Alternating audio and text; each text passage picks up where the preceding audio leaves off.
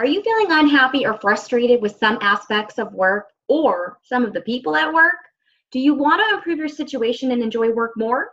Well, watch this interview to see how Truity's TypeFinder for the workplace assessments can help you enjoy your work more.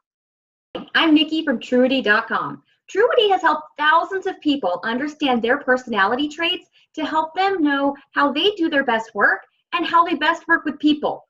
In our last interview with Bridget, she shared with us some of the struggles that she was having at work. So she's an agriculture teacher teaching high school kids. She shared how she expects a lot from her students. Sometimes she wonders if her expectations are too high, and she worries about potential situations when discipline is required for students, how the parents are going to react.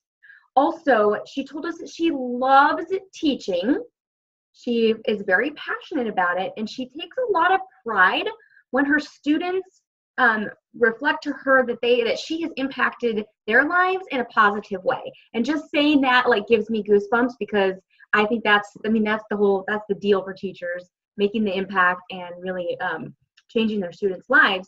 But beyond that, there are some really frustrating bad days. So when we were chatting with Bridget in the last video, we wanted to just kind of get to the bottom of what are some things about her personality type that might be contributing to some of these frustration factors. And Bridget was really open to the idea of, well, maybe there are things that I need to work on myself, and maybe there are, but more than that, there are some different aspects of personality that are definitely having a clash with this job. So we sent Bridget off to take Truity's TypeFinder for the workplace, because that's the assessment that's designed to help people learn more about their personality style, but how it blends at work. So what kind of environment they work best in, how they can communicate best with people, and some things that really set people off. So welcome back, Bridget. Hello. So I have to share, just before we start, I hit the record button for this video. So I sent Bridget off to do the assessment, and we were texting each other because I wanted to give her some space to take the assessment and then join me back when she was ready. And her reply on text, I said, hey, just checking, how are you doing? Are you ready to come back on? And her reply to me was, I think this is spot on so far. And I was just so excited to hear about that. And so now I have Bridget's report right here. So this is what it looks like, people. It's 13 pages long, and I printed it out. I don't know if you printed it out, Bridget, or if you just looked at it on as a digital copy. Yeah. No, I printed it too. Yep. Awesome. So I'm dying to hear your feedback, and I just want to know first, what was it like to actually just take the assessment? What was that part like? It was really easy. I've taken these or similar type of assessments before, and they're usually really long. And I feel like a lot of them you have an idea of, oh, I should answer the question this way, or like this one, it took me 10 minutes. It says it'll take about 20. And I by no means, I didn't rush through it because I really wanted to make sure that I put some thought into it. So I, paused and made sure I gave adequate thought. And before I knew it, it was done. So 10 minutes, and it was really easy. And the questions were very thought-provoking. They were not what I would say your standard kind of assessment questions. I really had to think, okay, so in most situations, how would I respond to that? So, yeah, it was really easy. Cool. I'm glad to hear that. So now, I want to know more about, what did you learn about yourself and your work style through this report? So I knew some of the things, right? So I'm reading through and I'm like, oh, yes, that sounds like me. And oh, yeah, that's wonderful. And then I was like, oh, so there's ways that I could irritate people. So that was really interesting. And I don't think anything I've ever gotten before from an assessment. So I know I'm a task-oriented person and I have high expectations. So those things were it was really accurate. I think the only things that maybe I had pause about was maybe things I didn't want to hear about myself. Fair enough. Plus, I would mention that any kind of assessment is a tool. So they're not designed to just be like, oh, 100% match for people. It's a tool that's used to highlight what could be true for you and give you those different perspectives of, okay, so here are some things that might not be so fantastic that you might actually be contributing to the situation, right? Yeah, that is hard to hear. Yeah, but really, I feel like it was very accurate, and I was a little surprised from being how easy it was that it was that That's accurate. Awesome. So I went through and I picked out a few things, but first, do you want to share with me any like specific points that you were like, oh, I see that, and how you might apply it to work? Absolutely. So the first one that was interesting and something I hadn't really thought about was how my stress level this year, in particular at our school, things seem less planned, more, I wouldn't say spontaneous, like in a good way, I would say last minute. And I didn't realize how much that really does affect me. And so that was something that came up in the assessment. I am flexible and able to adapt to changes on the fly, but I really do prefer having adequate notice. So that was interesting because I didn't really know that part about myself. But now hearing about it, you can see how, all that series of events, how that could be stressful for you and making you have struggle a little bit. Yeah. And I know I didn't like it, but I didn't realize it's really because I don't operate that way. And so it does affect me. Yeah.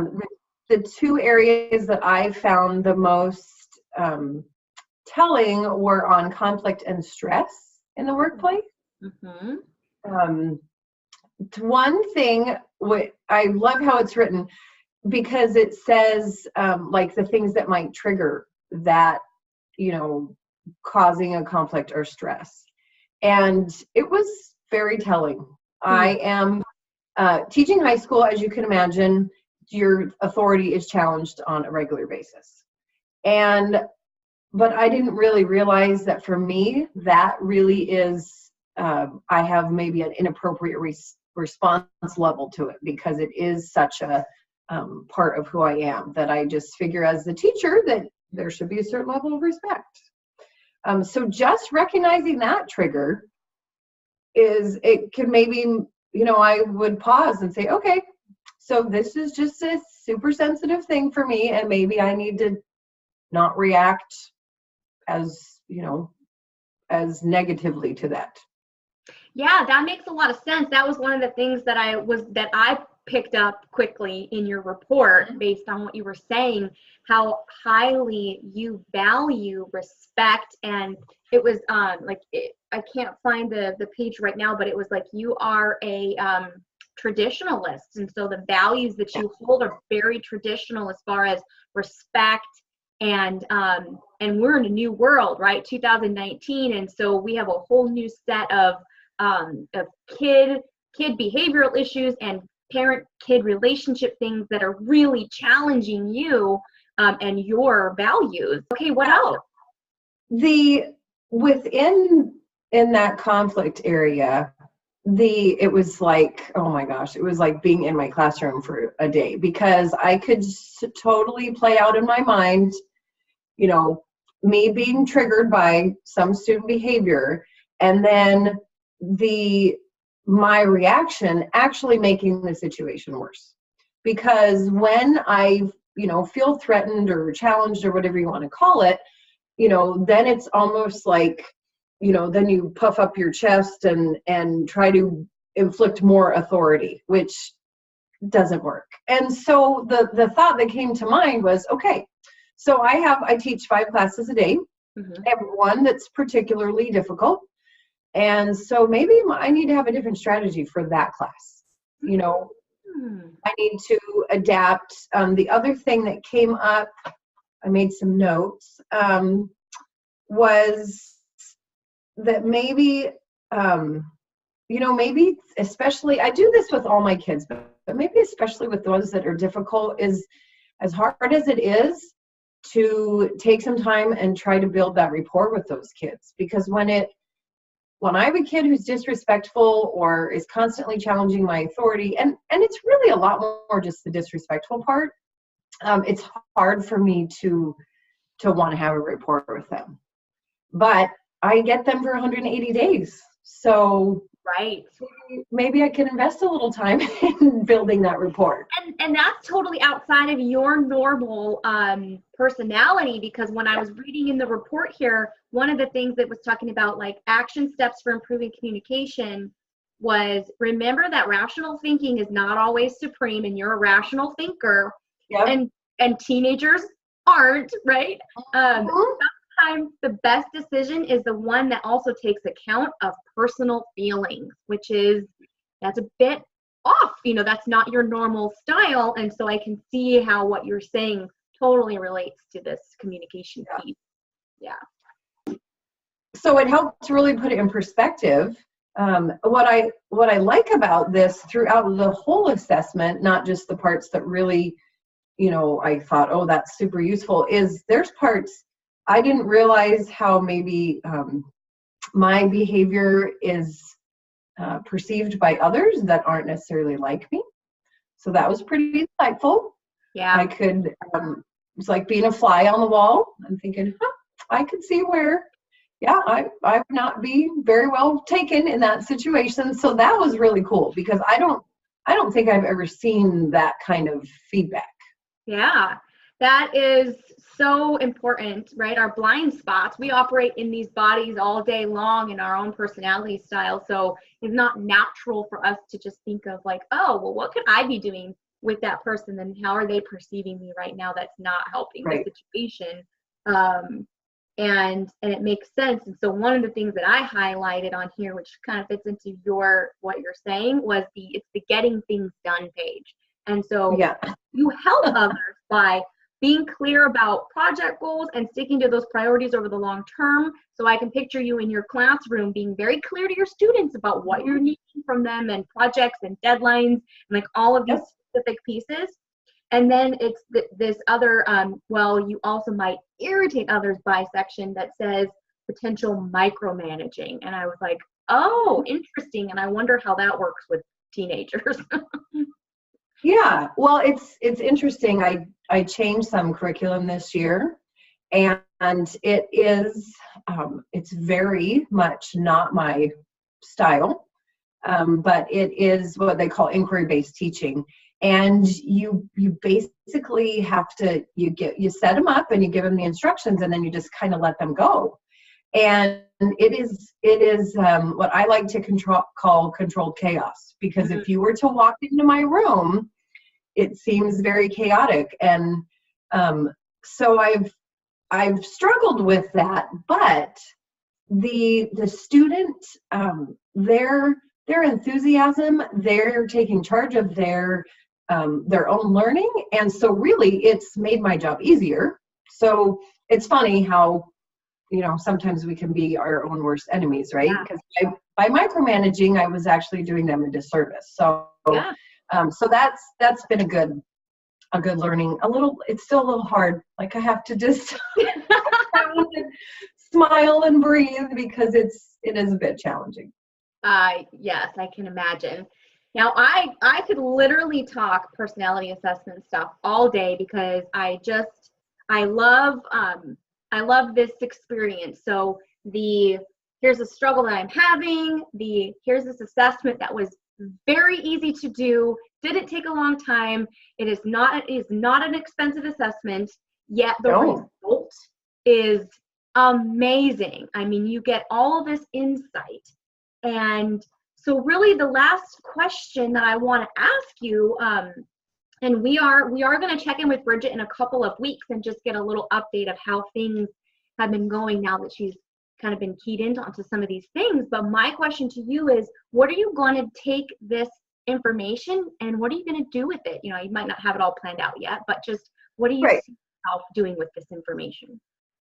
Well, definitely, for at least initially, kind of those hot spots, the conflict and stress one, looking at taking some time and looking at, okay, how do I deal with my stressful students differently, because it's the last quarter of school, so it's an added challenge just in that. So that definitely on the short term, looking at how can I look at that differently.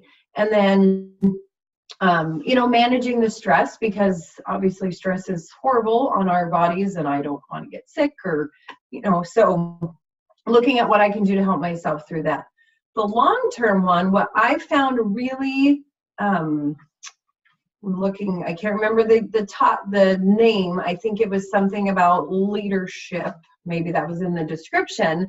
But I am the president-elect for the Arizona Ag Teachers Association. And so in July, I will be the president, leading, there's about 86, it depends on the year, but 86 to 100 teachers that are members of that association.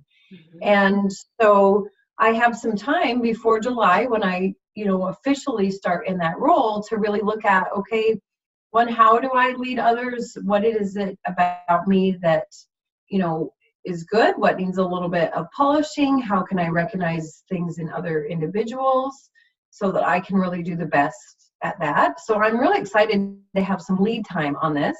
I'm seriously considering asking our board members to take the assessment, because it is so very enlightening. And one of my vision, I was just asked the other day, my vision for being president is that it's about people, that it's about the relationships that you build within your school, within your professional organization, and just understanding more about myself. I know I'm going to do better with those relationships and people that I'm not like, that we're different, that I hopefully will do better by them because of having some insight myself. So I'm going to throw it out there. They might not all bite, but I'm definitely think it would be a good tool for us to have.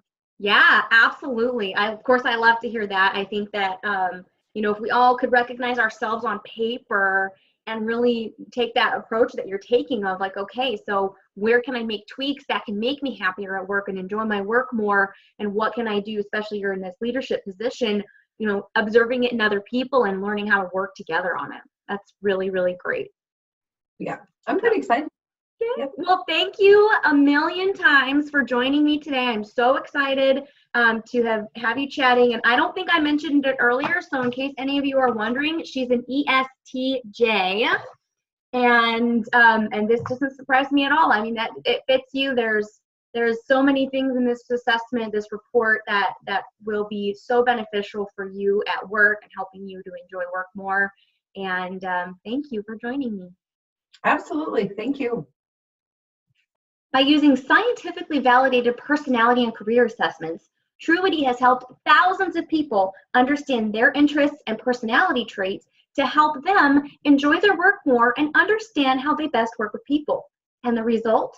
You're happier and more productive at work. If you've enjoyed this video, be sure to give it a like. And if you're ready to take your own TypeFinder for the Workplace assessment, click on the link below and save 20%.